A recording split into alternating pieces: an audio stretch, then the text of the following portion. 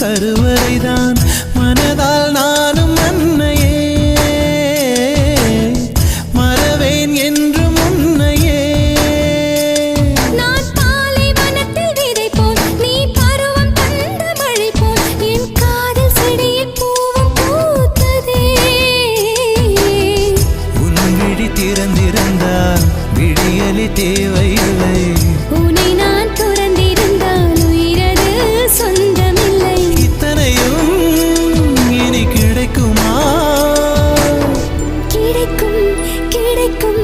நான் கூட சொல்கிறேன் அழகே பிரம்மனிடம் மனு கொடுக்க போயிருந்தேன்